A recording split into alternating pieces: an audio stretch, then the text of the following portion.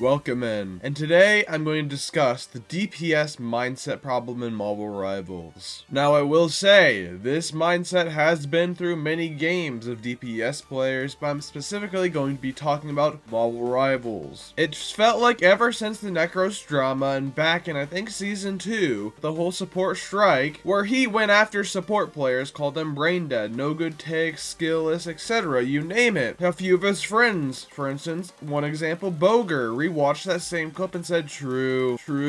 So you have these big content creators who have a giant following, who have other YouTube channels underneath them, kind of taking what they say and reusing it, re-saying what he says, following the trends, and overall you just have a giant web of people saying the exact same thing over and over and over again. And what are those opinions? Well, of course, supports are brain dead, supports are boosted, they're skillless, they take no skill, they have no good takes. They're all immortal. I saw the other day someone say Cloak and Dagger Bubble is immortal. Keep in mind, Cloak and Dagger's Bubble only does 45 healing a second. It is one of the weakest abilities, healing abilities mind you, in the entire game. It does as much healing per 1 second as her Veil of Light Force, the little healing blanket. And people are trying to sit here and say that's immortal? Yeah.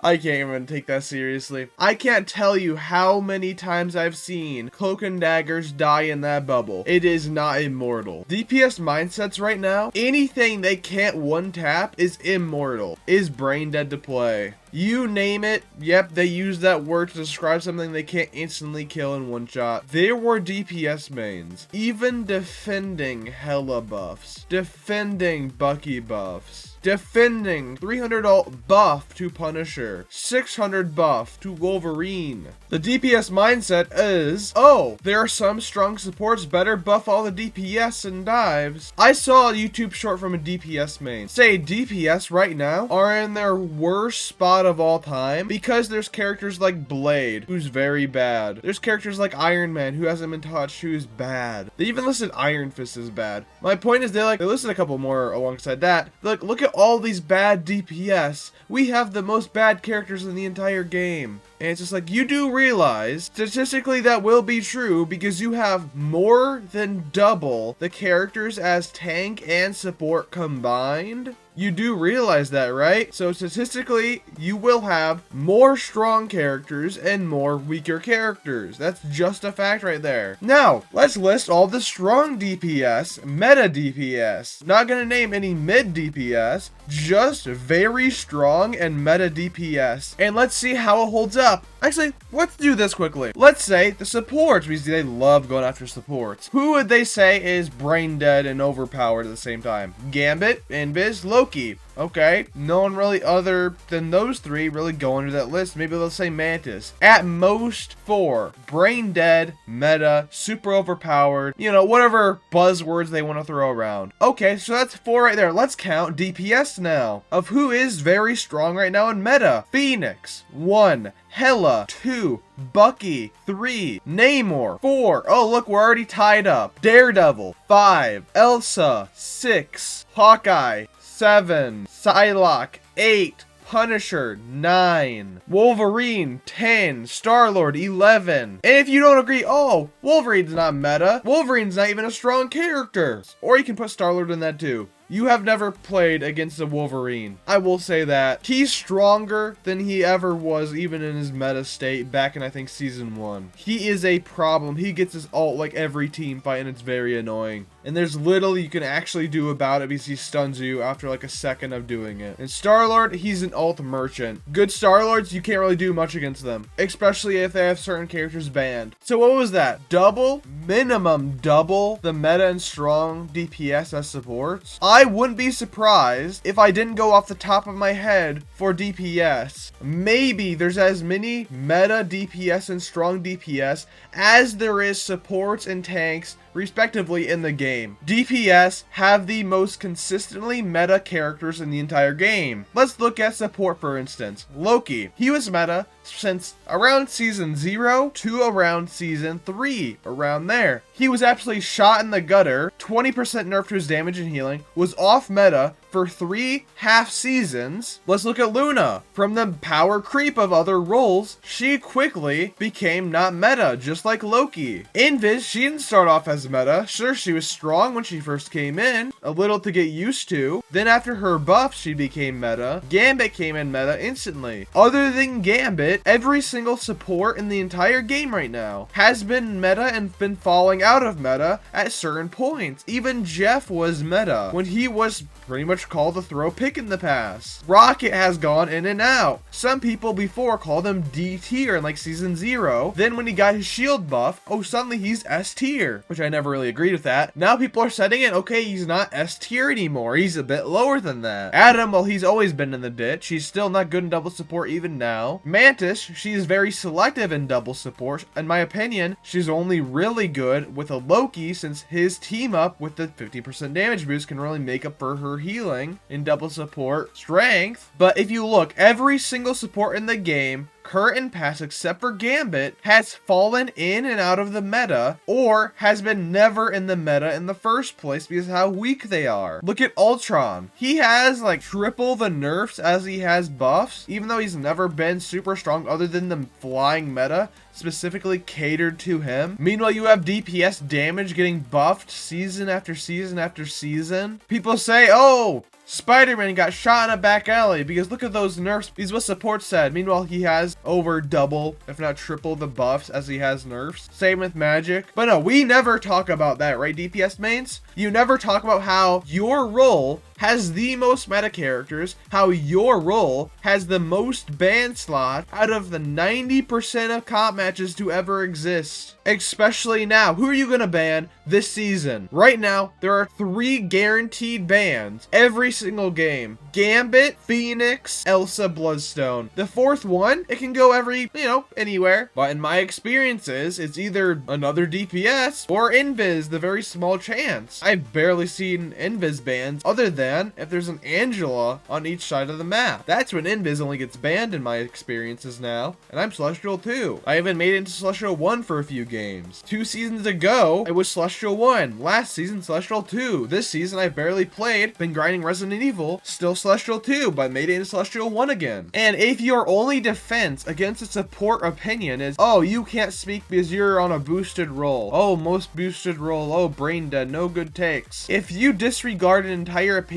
because they're a role on a video game which you don't like, maybe you are the brain dead one. Maybe you are the takeless one because you won't even defend your own ideas. I've met plenty of those in my hate comments. They say a statement, no backing, I challenge them on it, they fully fucking collapse. But yeah, this will never change. It will continue to get worse because DPS mindsets are just absolutely horrible and it's a poison to this community. If you take out every single DPS main in this entire game and just have the tank mains and support mains play the game, you will see like a 90% decrease in toxicity in this game. DPS mains are so confident that whenever they play support, they'll get an instant win button. I've made plenty of videos about this. I had a video with Tato and Lucky Zeal, both very good DPS mains. Tato is a top 500 DPS player. Lucky Zeal, one of his recent streams I saw, he was top 1000. They had 2 dive mains on their team. One a tank, one a support, one a DPS. They had no support mains on their team. So, hey, they're going against me and another support main on the enemy team, right? They must win that, right? They have a top 1000 and a top 500 DPS main. Their tanks were pretty decent. I mean, you have 2 dive mains on support. I mean, man, it must be like super easy. They were saying, oh, I'm glad to get carried for once. Man, this is free low, free elo. Man, this is gonna be so easy. I love getting carried. Yeah, they didn't even make it to the 2nd point. That's how they were against us. Their Loki, aka Dive main, copied Star-Lord ult because he said there was no easy accessible support ult in the way in his vision. Do you know who is still up on the field right now? Invisible Woman on my side. Do you know what that Loki could do? Put an illusion in the middle of your fucking team, ruin,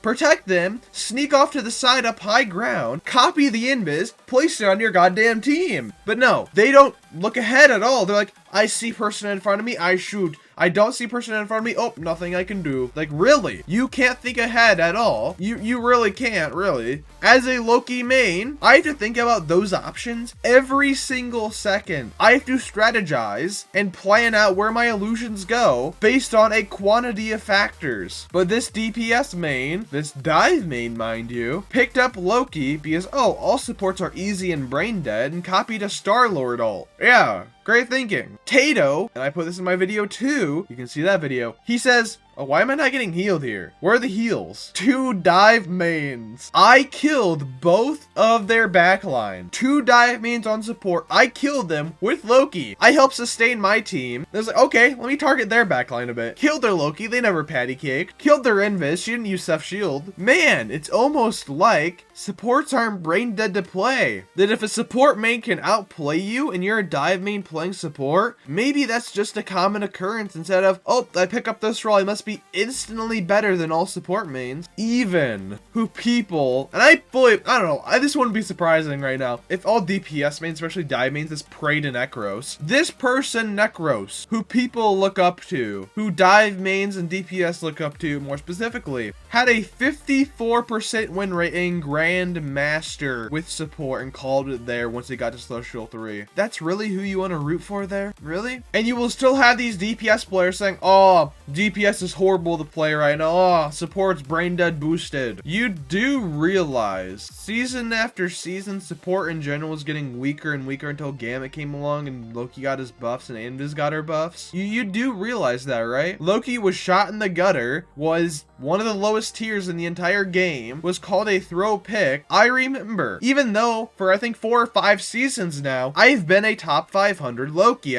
I mean, 2 seasons ago, I was number 49 in the entire world. I chose Loki, and someone said, why are you choosing Loki in season, I think it was 4.5? It's like, wow. And then when we lost the first team fight, they're like, get off Loki. Why are you throwing on Loki? Why are you choosing Loki right now? He's horrible in the meta. It's like, okay. If you lose one team fight against a Loki, even though your Loki's top 500 and you say he's a throw pick, that's how bad he was. Adam has never been meta, except for maybe the res comp, but he still was getting heavily lifted up just by that comp, the team ups. Mantis, she has been weak for the vast amount of Marvel Rivals seasons. She's only been strong recently. And even my opinion, her team up with Loki and Groot is what really still holds her up. She is a very high skill ceiling support. Her aim is more intensive than a lot of DPS who's, oh, let me aim at this person and shoot. Nope, you actually have to predict with Mantis. Jeff, he was absolutely horrible for several seasons, called a throw pick. Same with Rocket, he was very situational, especially in early seasons. Right now, you need a perma-ban Phoenix to even make him playable. Phoenix can kill through Jeff NATO, aka 1v2 ults, and win that. I mean, Phoenix pretty much counters every aspect of Rocket. Her ult can disintegrate his res beacon and his ult. There's nothing he can do about it. So to even play certain supports in this game, you need to ban another DPS because they so hard counter them. Same with Loki. Oh, a good Loki's playing right now. Oh,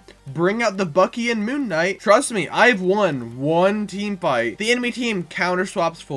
Same when I'm playing Groot. I win. This is on stream too. I won one team fight as Groot. The enemy counter swapped. I want to give you like a couple seconds to guess right now. Because what would it be? Both DPS counter swapped to Punisher and Moon Knight after one team fight of quick play. But DPS will never admit that. They will never admit they have counters to every single character in the entire game. They will never admit they have double, if not more than double, meta characters as both other roles in tank and support. They will never admit they have some of the most overtuned characters because, oh, look at Gambit over there. He's been meta. He's a permaban. Oh, don't look at Phoenix over here. Don't look at Bucky over here. Don't look at any of my good, very meta DPS who's always been strong. Don't look at them. I don't want to show them. Yeah, this focus on the couple supports that are super meta on the support side. Look at them. Look at them. They're so brain dead. Man, they take no skill. They have like high value. Look at that. Like, shut up. Grow up for once, DPS mains. And then we can actually have a talk about the game. Because you're debating is like, you're stupid. No good takes. Oh, support take right there. Oh, I have no good opinion, so I'm just gonna repeat the same talking points over and over again. Okay, DPS mains, if that's what you think, if that's what you very well think from day-to-day life, then I have no idea how you even graduated from elementary school, from how your mindset is. Were all of you just stunted at childhood with mental growth? You throw out any opinions of a role you don't like because a popular narrative in your community is said a lot, and you can't take any other opinions because you just don't want to hear anything. You don't want to change your opinions. Speaking to more of the content creators here who are DPS mains, you have built a career putting down support players. Of course, now you can't change your tone. There's a Black Panther content creator. 90% of his content was about, oh, this character's so bad. Man, Dive is dead. Even though looking at the recent win rates of the recent hero hot list and Celestial and above, a lot of Dive DPS have above 50% win rates, but you know, they don't talk about that. But anyway, 90% of his content in the past 3-4 months have been about Black Panther and how he's so bad. Do you really think he would show a game now about how he did very good at Black Panther? Do you really think during his peak of complaining about Black Panther how he's so underpowered, do you think he would show that he has above 50% win rate still? Do you think he would ever show compilation of him dominating games ever? If he wants to show a whole narrative, why would he try to publish something different? Same with any of these DPS content creators.